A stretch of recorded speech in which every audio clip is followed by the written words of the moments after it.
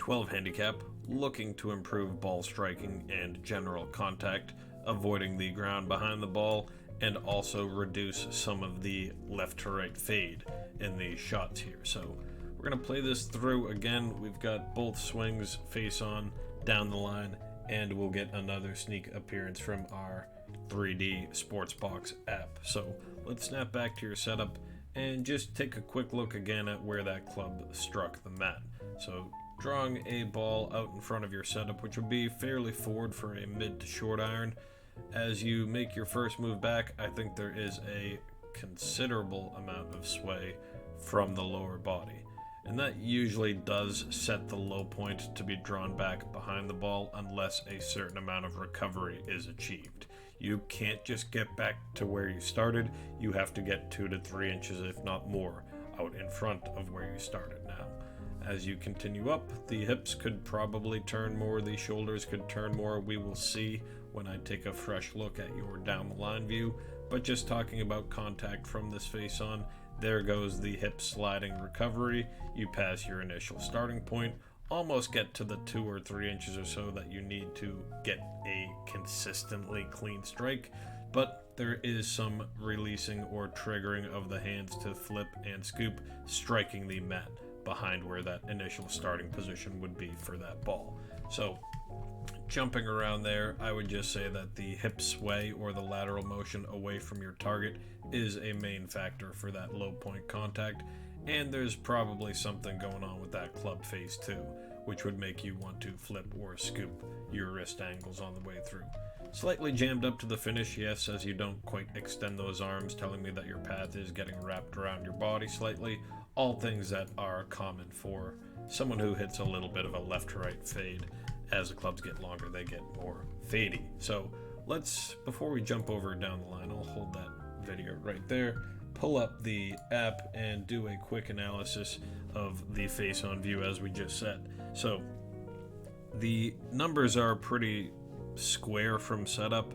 Now the exception is your shoulder turn. You can see the left side screen, shoulder turn 11 degrees, hip or pelvis 5-degree turn. What that means is if we clear up that app, the shoulder turn being 11 degrees open, if 90 degrees is parallel to the target, you're aimed slightly left with the upper body. You can see the feet are square. It measured your hips as 5 degrees open, so right somewhere in that range. So generally speaking, giving your alignments, you're likely to see a path that is out to in, causing some of that fade. So that starting direction, based on what your shoulder turns look like, being slightly open, that's going to affect where your starting direction would be. So I think we can turn this over, look down the line, and yeah, it's just really showing you the same thing from that view. So let's go back face on for a moment and watch now the right side with the sway numbers. They start zeroed out at 0 inches because it's a measurement of displacement with a 0 starting point. So let's watch the backswing. Not move the avatar, let's go. Okay, and as you make your very first moves in the takeaway, avoid the jumpy camera, but you're already swaying your pelvis about 3 inches off the ball or laterally to your back foot. The chest sways a bit off the ball, but not as much as your lower body. And when the chest is a little bit leaning over towards target relative to a big hip sway, that is a reverse pivoted position. Now the positives at the top, decent measurement of shoulder turn or chest turn at 78 degrees closed. About 80 to 90 is what a touring professional would get, if not slightly more, but not a bad number of degrees for chest turn. Same with pelvis turn, 30 degrees is, I'd say, sufficient. You could increase both of those numbers likely if you focused on turning your pelvis back a bit more or turning your hips away, which is another great move to stop the sway, because turn is opposite of sway. I'll get back to that in a moment, but playing through, you do have that recovery where the hip sway, which was negative some odd inches to the top, is now 3.1 inches towards target at impact, giving you that low point chance of coming down and making a proper divot. But it's just a game of odds given what you have to do closing the club face as well. But I'd say that's pretty much it for this face-on view with the app, looking at your sways, how you sway off and sway through. So let's jump back to the video for a moment. I was going to go down the line, but I've got something quick to talk about with that swayed position from face-on. So quickly going back, if we draw the lead hip line, it's a very easy measurement to see, okay, there's the sway off that line. A quick and easy way to stop your low point contact from getting fat behind the ball is to start in a similar fashion, but try to take your right hip, your right butt cheek, and don't slide it away from target, rather turn it and face it towards the target.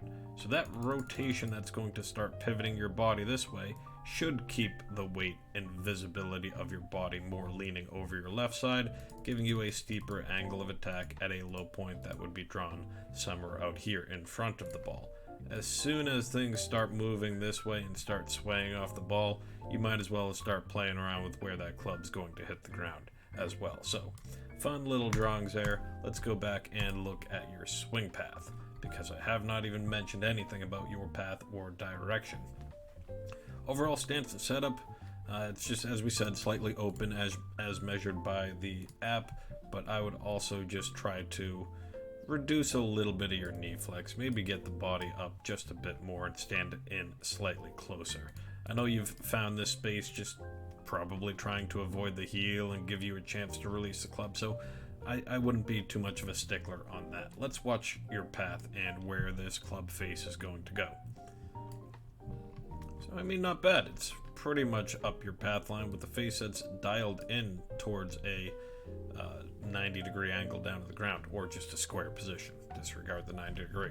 As you continue up to the top, keeping things upright may be costing you some turn. Back leg looks actually locked out, so I don't know how much more pivot you can get from that lower body without feeling like you're trying to push your right cheek towards target. So I think that is going to be a critical move for you here. It's not something that's very easy to see and implement without getting an actual lesson in real life, but you've got to essentially just start pushing your right side the opposite way it moves now, towards target. It's not going to feel right, so you'll need to see someone to really convince you how to do that correctly. But pivoting the right cheek toward target will then cause a lot of different motions of your knees on the way down, because there's not much power provided from that back leg. You get the weight on it, and then you try to spin out of it without really driving through. It's tough to generate the speed from there, and tough to get that path to extend into out. So the stem of it goes back to that pivot in your backswing. Start working on that. Good luck. Sendaswing.com.